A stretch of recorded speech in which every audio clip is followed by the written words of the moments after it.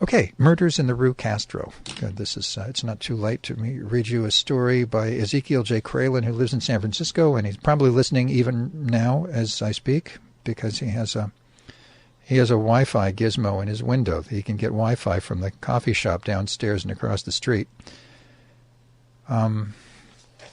He calls, when I'm in Fort Bragg, he calls there and reads his story by himself. And let me just see how much is here. That's not that long. I thought it was going to be longer. That's not too long at all. Ezekiel J. Kralin writes 2 stories, Murders in the Rue Castro and Mr. Akbar's Demise, both of them written in 2002. Ezekiel J. Kralin wrote, "The following letter I sent to various gay media outlets, including San Francisco's BAR.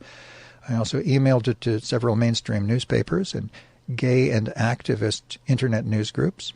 Begin letter, October 12, 2002.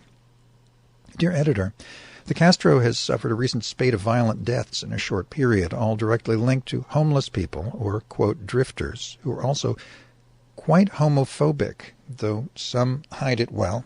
About 4 months ago, a gay cop died in the line of duty, and another severely brain-damaged in pursuit of a violent felon attempting to find sanctuary here in the Castro. His name was Monty, and he had just left his girlfriend beaten within an inch of her life, one eye gouged out. Prior to this incident, Monty had been a long-term vagrant of the Castro, intimidating other decent folks, both houseless and housed, throughout our valley. Fortunately, he was apprehended in the chase, but what a horrid price to pay for such worthless trash. 2 brave young police attempting to protect our gay community from this monster paid the ultimate price. My heart goes out to them and all their comrades in blue. And a few weeks ago, a long-term and friendly regular at the popular neighborhood bar, the Pendulum, was brutally murdered by another who frequented that place and had built up a circle of trust among local residents. Let me say this about the Pendulum. It's a great place with very friendly and community-supportive, culturally diverse bartenders, and for the most part a great crowd hangs there throughout the day. I invite everyone to show their support by spending some time and money there. The good folks of the Pendulum certainly deserve a boost of positive support after that shocking murder of a favorite customer, but do I hear them whining? No way.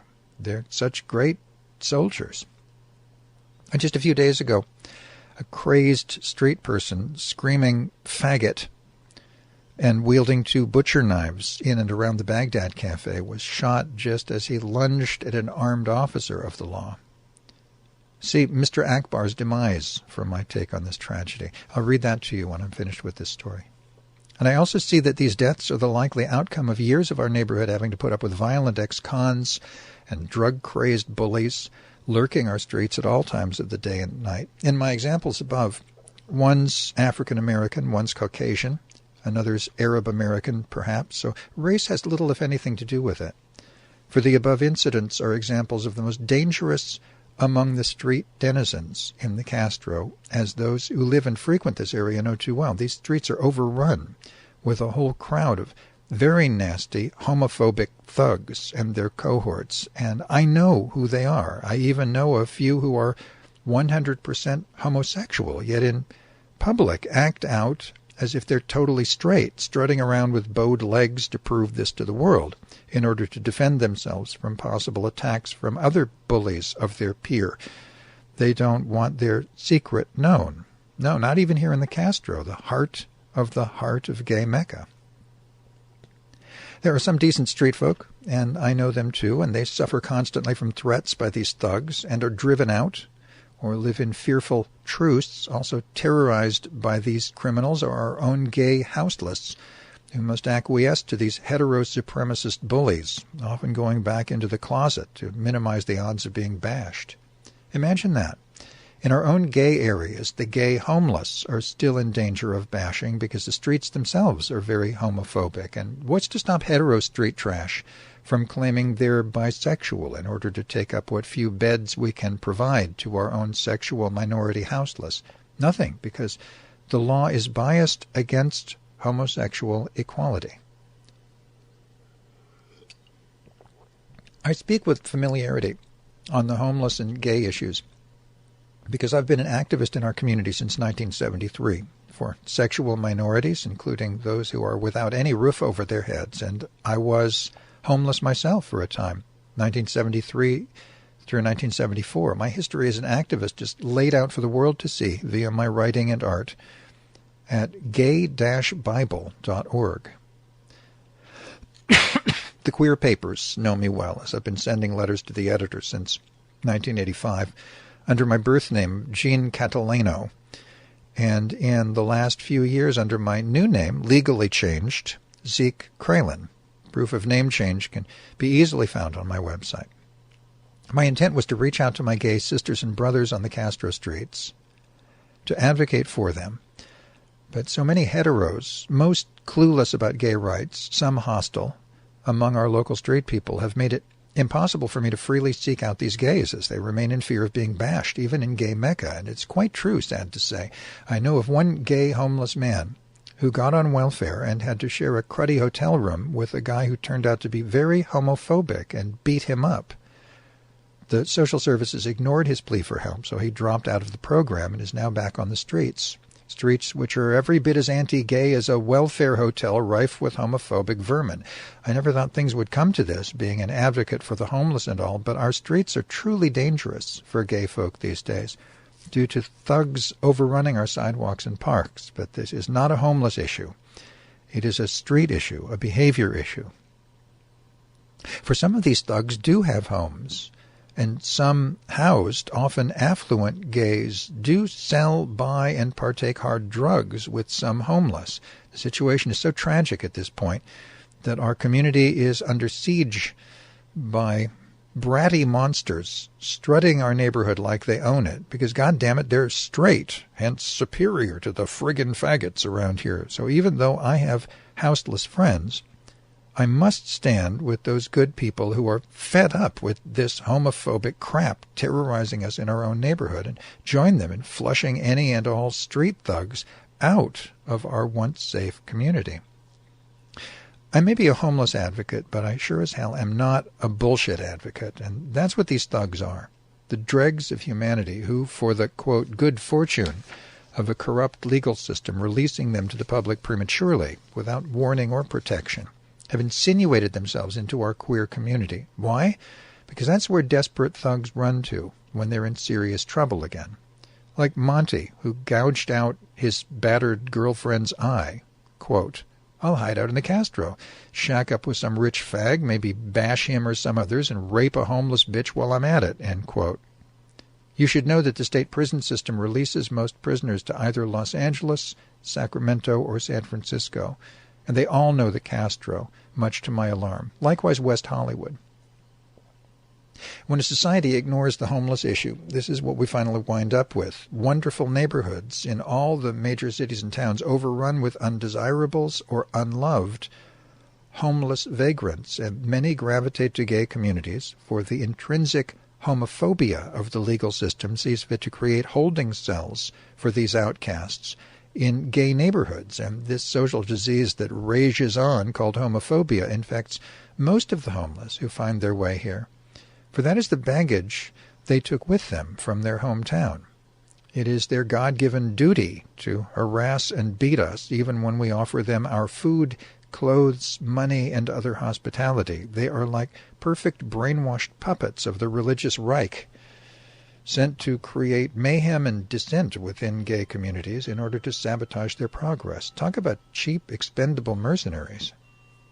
I blame the rise of our government's anti-gay religious Reich into power right up to the White House. They call the Taliban faggots, thus exacerbating the hatred against our gay citizens.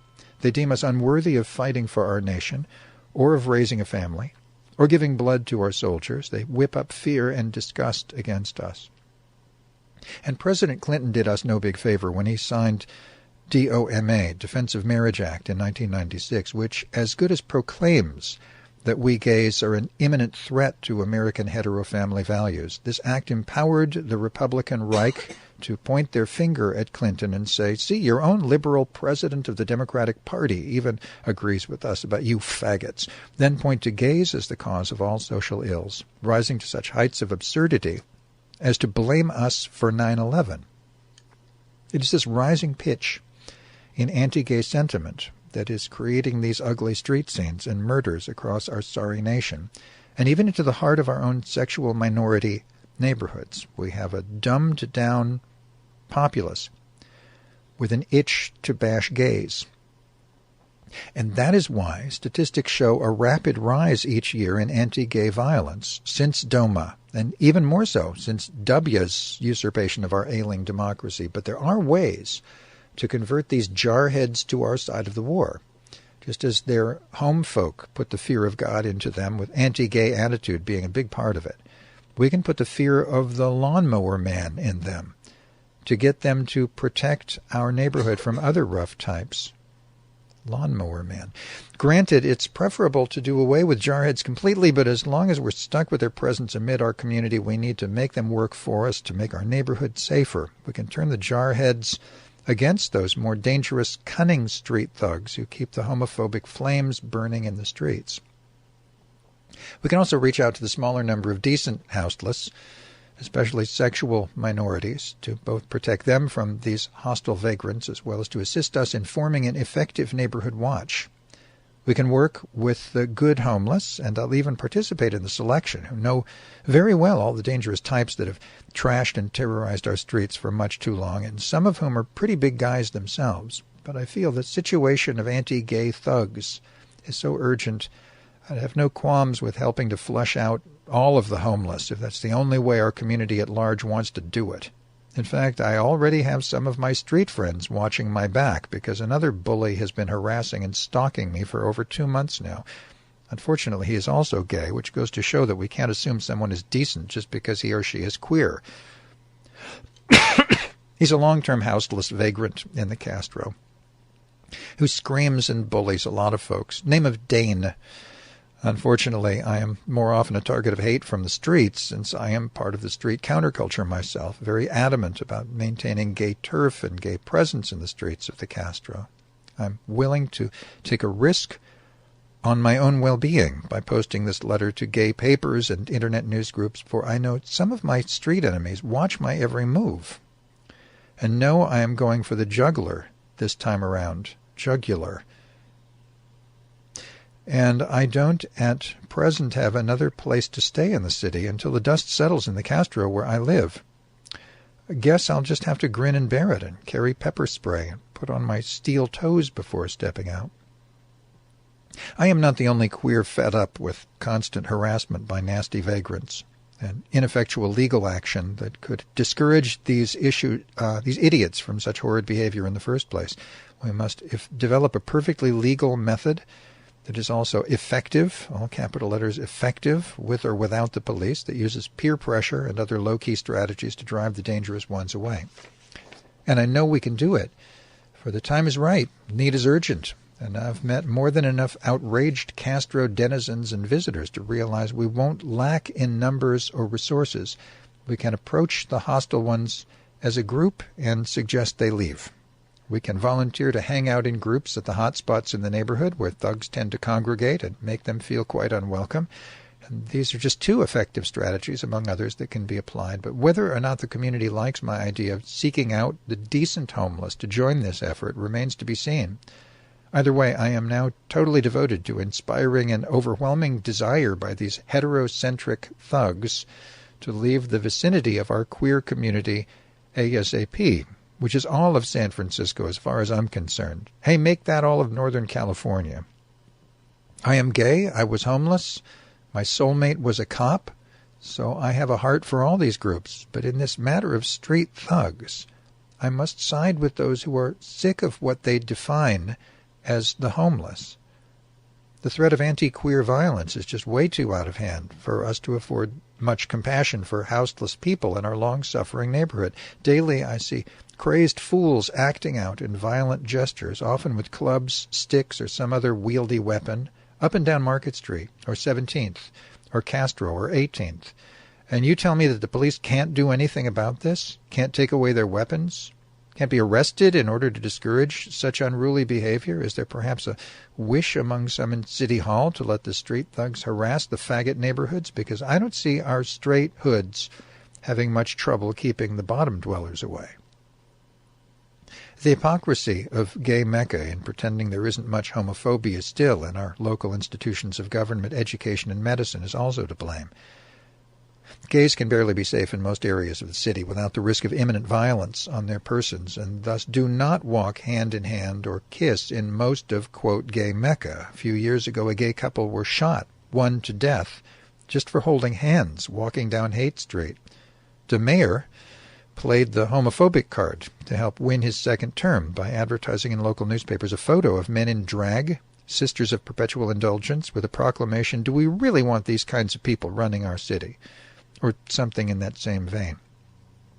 And on August 16, 1998, the Sunday Examiner/Chronicle printed a full-page anti-gay ad, page A22, titled "Toward a New National Discussion of Homosexuality," paid for by a Christian cult to the tune of a handsome $35,000. And for almost a decade now, our own local hate talk radio, KSFO, spews venomous slander at our sexual minorities round the clock, and the biggest offender remains, as always, one Michael Savage, though other hosts like, quote, Dr. Laura and Rush Limbaugh are no big fan of queers either. And guess what medium street folk use most often to get their news? Radio. Guess which station has the most listeners? KSFO. I have encountered various houseless literally parroting the hateful anti-queer diatribes of these paid goons for the religious Reich here in our own gay community. Sadly, the twisted sensationalism of KSFO sells better than honest, quality news coverage and discussion, which you will find at KGO. Well, not anymore, though, but this was written in 2002, just to remind you. Now we have anti-gay violence and murders all around the same time. The Castro, West Hollywood, mayor of Paris, the prime minister candidate of the Netherlands, etc. The trend is nationwide and global. Thus these eruptions mark but the beginning of an awful trend, a trend which, however, I believe will inspire our gay family across the world to rise up and fight back and finally gain our desired victory, capital D, capital V. I remember years ago, mid-1970s, a political cartoon in some gay newspapers that depicted a giant labeled gay rights beginning to wake up from a long slumber, breaking the cords of anti-gay bigotry that have been holding him down. The caption went something like, "The sleeping giant will someday awaken." Well, I have not the slightest doubt that that someday has finally arrived. I hang at the pendulum most every day, ready to serve as a community ear and coordinator in matters of our right to live in reasonable peace and safety, not just in our own hood, but in this country, which is supposed to protect legitimate minorities from the tyranny of majority coercion. I intend to see that it does, down to my last breath, if need be. One final thought. Perhaps the latest crimes are a warning to thugs. Act out in violent, suggestive manners, or scream faggot in our hood, and maybe someone will just up and shoot you, like a cop did on Monday night, October 8th, in front of Baghdad Cafe. That officer has all the positive support I can muster to protect his career and hopefully win him an award and a beefy raise. Sincerely signed, Zeke Kralin.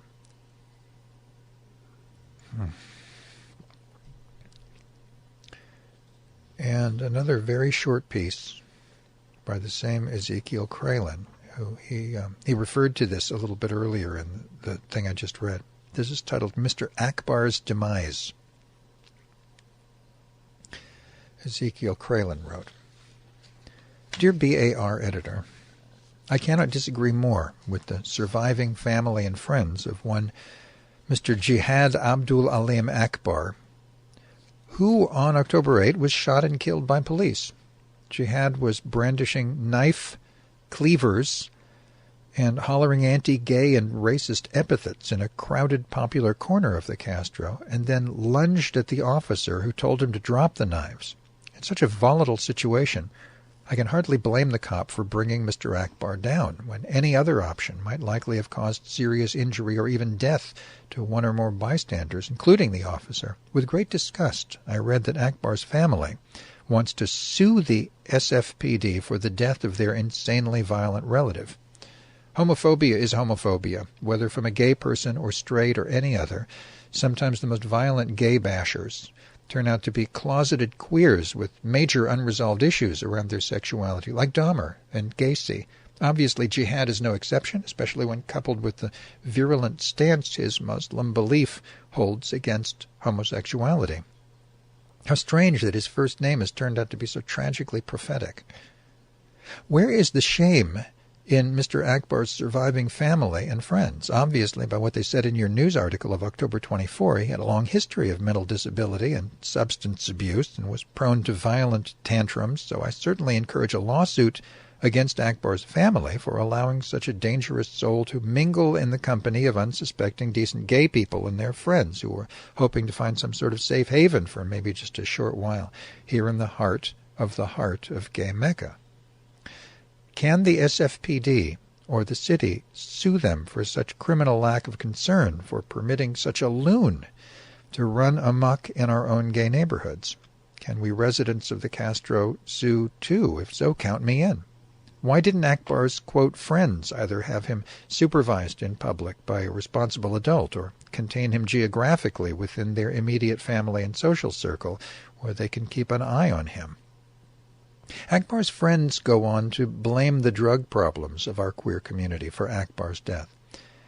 So not only do we queers get violently threatened to the point of terror by this jihad, but now we must suffer being the scapegoats for his family's smug and deceitful ploy. If I were a Christian zealot planting human bombs within the queer community, I could not have pulled off a better stunt than the scenario playing out around Mr. Akbar's demise. Make gay people look bad on top of all the other anti-gay media propaganda flooding our nation. There seems to be no concern for the damage upon our community that will surely come about from the hysterical lies of Akbar's comrades. How dare they blame gay people for the violent acts of a lunatic? Wasn't Mr. Akbar part of the problem by being a substance abuser himself? And aren't you, who are his immediate family and friends, largely responsible for not protecting the gay public from such a dangerous freak? How dare you think we gays are supposed to take all this crap that a heterocentric society dumps on us? I unequivocally support the officer who shot Mr. Akbar and will do everything one person can to defend him in court in any other way possible. I'd even like to see him win an award and a well-deserved 3-week vacation to anywhere in the world he wants, all expenses paid, both for him and his partner or spouse. For I believe, when all circumstances are considered, his swift action prevented likely severe harm to one or more people in the immediate area.